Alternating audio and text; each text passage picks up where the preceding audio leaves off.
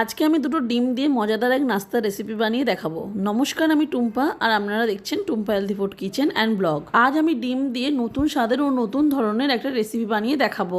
এই রেসিপিটা এতটাই মুচমুচে এবং খেতে ভালো হয়, বারবার রিকোয়েস্ট আসবে বানানোর জন্য। আর এটা বাড়ির ছোট থেকে বড় সকলেরই খুব পছন্দ হবে। চলো রেসিপিটা শুরু করা যাক।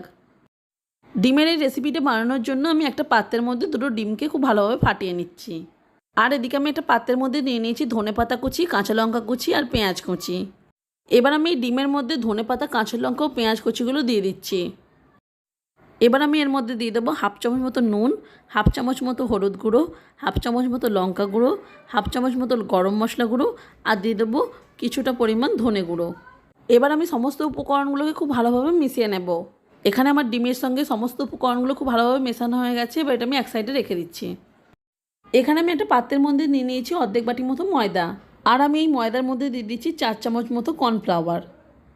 আর দিয়ে দিচ্ছি এখানে আমি হাফ চামচ মতো নুন, হাফ চামচ মতো হলুদ গুঁড়ো, হাফ চামচ মতো লঙ্কা গুঁড়ো, হাফ চামচ মতো গরম মশলা গুঁড়ো আর দিয়ে দেবো হাফ চামচ মতো ধনে গুঁড়ো। এবার আমি সমস্ত শুকনো উপকরণগুলোকে খুব ভালোভাবে একটু মিশিয়ে নিচ্ছি। আমার চ্যানেলটা যারা এখনও পর্যন্ত কেউ সাবস্ক্রাইব করোনি তারা আমার চ্যানেলটা প্লিজ সাবস্ক্রাইব করে নিও। সমস্ত শুকনো উপকরণগুলো আমি খুব ভালোভাবে মিশিয়ে নিয়েছি। এবার আমি এর মধ্যে অল্প অল্প করে জল দিয়ে একটা ঘন ব্যাটার তৈরি করে নেব। অল্প অল্প করে জল দিয়ে ব্যাটারটা তৈরি করতে হবে, নাহলে এর মধ্যে লাম্পস পড়ে যেতে পারে। দেখো এখানে আমার ব্যাটারটা অনেকটাই ঘন লাগছে। এর মধ্যে অল্প একটু জল দিয়ে আমি একটু পাতলা করে নিচ্ছি। এখানে আমার ব্যাটারটা রেডি হয়ে গেছে। ব্যাটারের কনসিস্টেন্সিটা দেখে তোমরা বুঝতেই পারছো যে ব্যাটারের কনসিস্টেন্সিটা কীরকম হবে। এবার এটা আমি ঢাকা দিয়ে 10 মিনিটের জন্য রেস্টে রেখে দেবো।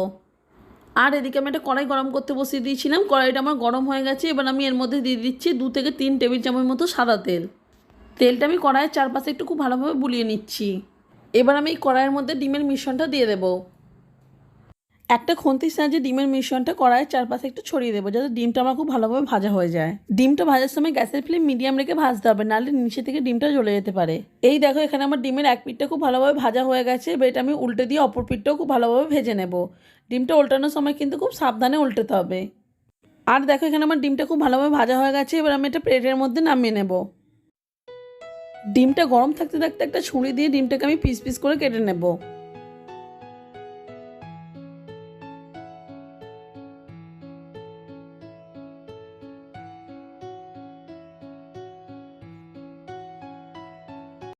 আর দেখো এখানে আমার ডিমটা কাটা হয়ে গেছে। ডিমটাকে আমি কতটা চওড়াভাবে কেটেছি তোমাদেরকে দেখিয়ে দিচ্ছি। দেখো এখানে একটা থালার মধ্যে আমি নিয়ে নিয়েছি হাফ বাটির মতো ময়দা। আর ওর মধ্যে আমি দিয়ে দিলাম হাফ চামচ মতো নুন। এবার আমি নুন আর ময়দাটা খুব ভালোভাবে মিশিয়ে নিচ্ছি। এবার আমি একটা করে ডিমের পিস নিয়ে আগে থেকে বানিয়ে রাখা ময়দার ব্যাটারটার মধ্যে দিয়ে দিচ্ছি।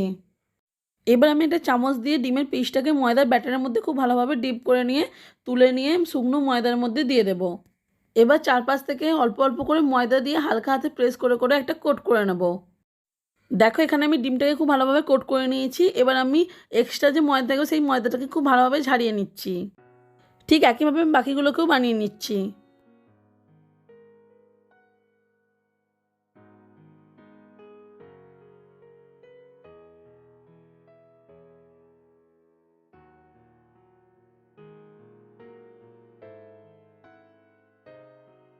দেখো এখানে আমার সমস্ত ডিমগুলোকে খুব ভালোভাবে কোট করা হয়ে গেছে। আর এদিকে গ্যাসের চুলা অন করে একটা কড়াইয়ের মধ্যে আমি বেশ খানিকটা পরিমাণ রিফাইন তেল গরম করতে বসিয়ে দিয়েছিলাম। তেলটা আমার মোটামুটি ভালোই গরম হয়ে গেছে। এবার আমি এর মধ্যে ডিমের পিসগুলোকে দিয়ে ভেজে নেব। এই রেসিপিটার নাম দিয়েছি আমি ক্রিসপি এগ ফ্রাই। এই রেসিপিটা সত্যি এতটা মুচমুচে ও খাস্তা হয়, একবার খেলে বারবার খেতে ইচ্ছা করবে। আর এখানে আমি একসাথে 5 থেকে 6টা মতো ডিমের পিস দিয়ে ভেজে নিচ্ছি। এখানে আমার ডিমের এক পিঠটা খুব ভালোভাবে ভাজা হয়ে গেছে। উল্টে অপর পিঠটাও খুব ভালোভাবে ভেজে নেব। এখানে আমি গ্যাসের ফ্লেম মিডিয়ামে রেখে পকোড়াগুলো ভেজে নিয়েছি। আর দেখো এখানে আমি পকোড়াগুলোকে উল্টে পাল্টে লাল লাল করে ভেজে নিয়েছি। পকোড়াগুলো আমার রেডি হয়ে গেছে। এবার আমি একটা প্লেটের মধ্যে তুলে নিচ্ছি। ঠিক একইভাবে আমি বাকি ডিমের পকোড়াগুলোকেও ভেজে নেব।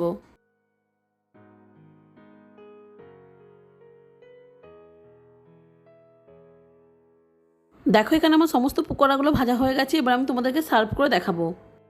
এই ক্রিসপি এগ ফ্রাইয়ের টেস্ট কিন্তু এক কথা জাস্ট ফাটাফাটি। বাড়িতে বানানোর জন্য রিকোয়েস্ট রইল।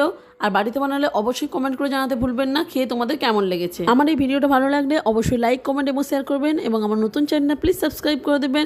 ভালো থাকবেন, সুস্থ থাকবেন এবং আবার দেখা হবে নতুন কোনো এক রেসিপির সাথে। ধন্যবাদ।